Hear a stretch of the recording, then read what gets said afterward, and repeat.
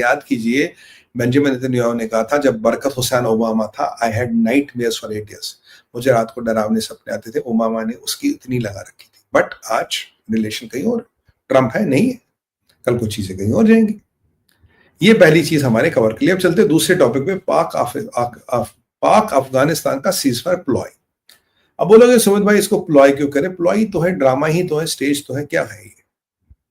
देखिए, जब तुर्किया में मीटिंग हुई तो खूब सारी घटनाएं पीछे हुई। कल की घटना में 11 लोग तो ऑफिशियली मारे गए, वैसे 30, 35, 36 का सूत्रों के माध्यम से खबर आ रही है। ये सब कहानियां चलती रही।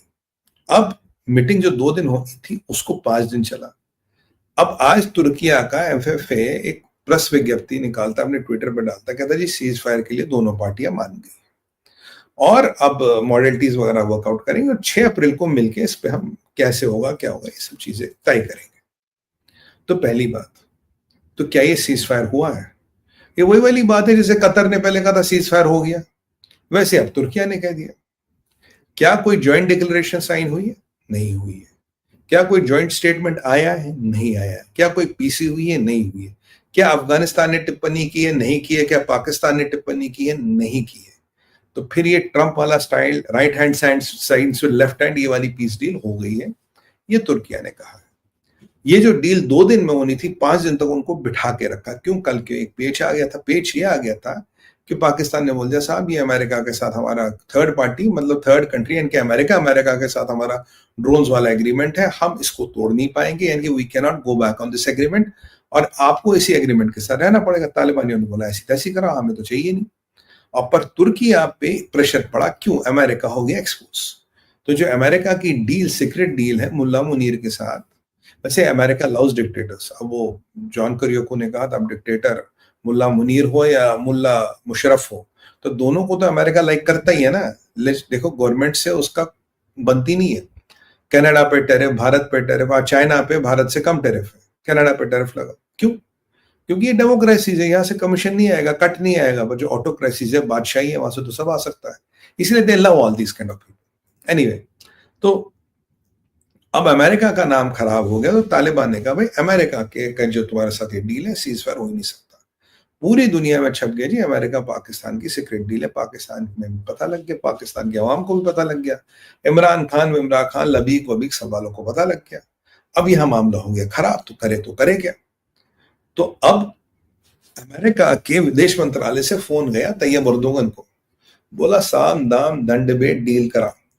अगर डील नहीं हुई because of America has a deal with Pakistan, भैया ये तो हमारे लिए गड़बड़ हो जाएगी और मुल्ला मुनीर के लिए तो फजीयत हो जाएगी।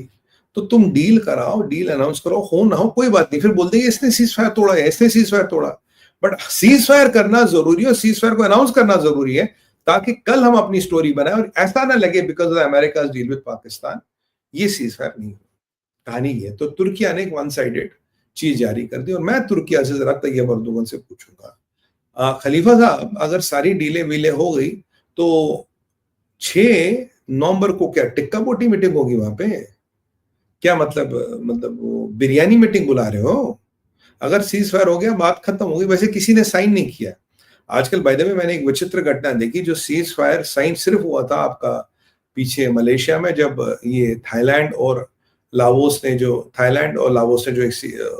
अपना सीज फायर साइन किया था, और एक रवांडा और कॉन्गो ने किया। बाकी सीज फायर हवा ही होते, खुद ही ट्रम्प कर लेता है। ट्रम्प्स राइट हैंड साइंस में ट्रम्प्स लेफ्ट हैंड।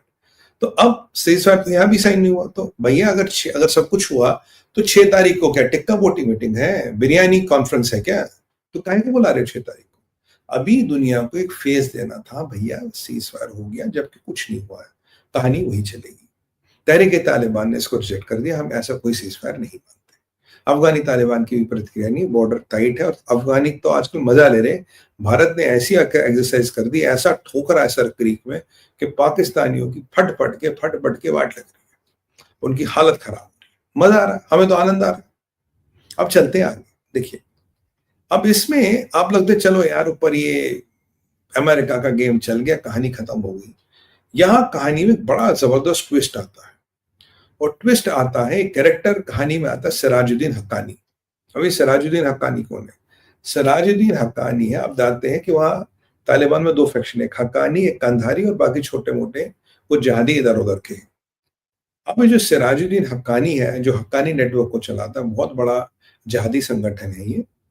और इसको प्रोत्साहन, इसको पैट्रनेज, और ये हमेशा पाकिस्तान का पट्टा रहा है। पाकिस्तान जितनी भी लेवरेज तालिबान में क्लेम करता है, अफगानिस्तान में क्लेम करता है, इज बिकॉज ऑफ हक्कानी। और ये इंटीरियर मिनिस्टर है। अब तालिबानियों ने कल क्या बोला? ये इंटीरियर मिनिस्टर है, ठीक है, होम मिनिस्टर मान लीजिए। अब पाकिस्तानियों ने कल क्या बोला? तुम तो इलेजिटिमेट हो, तुम तो गंद हो, ऐसा ना हो कि हम फिर तुम्हें तोरा बोरा में तुम्हारी इतनी बॉम्बिंग करेंगे, तुम 2 टांगों के बीच दुम दबा के भागोगे। यानी कि तालिबानियों को पाकिस्तान ने कुत्ता कहा। फिर बोला हम तुम्हें उन्हीं केवों के अंदर धकेल देंगे जहां से तुम आए थे। मतलब बड़ा डिमेनिंग भाषा का यूज किया गया। सवाल ये है कि अगर तुम ऐसे उनको कुत्ता समझते हो, तुम उनको नजस समझते हो, तुम उनको इलिजिटिमेट समझते हो, तो फिर इलिजिटिमेटों के साथ डील क्यों करते हो? फिर तुम्हारे लोग वहां क्या तुर्किया में क्या मछली मार रहे थे, मछली पकड़ रहे थे 5 दिन तक? कहा बुला लेते ना उनको वापस, बोलते हमें नहीं करनी डील, क्योंकि तुम्हारे मुल्ला मुनीर की तो इज्जत का वैसे फजीता हो गया कि अगर वो तालिबानियों से पिट गया तो वो करेगा क्या, वो अलग मसला है। तो अब जो सिराजुद्दीन हक्कानी आया, सिराजुद्दीन हक्कानी ने, यानी कि अब जो तालिबान में जो प्रो पाकिस्तान का एलिमेंट है, जो उसका सूत्रधार है, वो हक्कानी आता कहता भाई ये जितना भी हो रहा सब बकवास है, सब बेकार है, हमारे पास उतने बड़े रॉकेट मिसाइल और तोहफे नहीं है, तब भी हम अफगानिस्तान की एक एक इंच जमीन को पाकिस्तान से डिफेंड कर सकते हैं।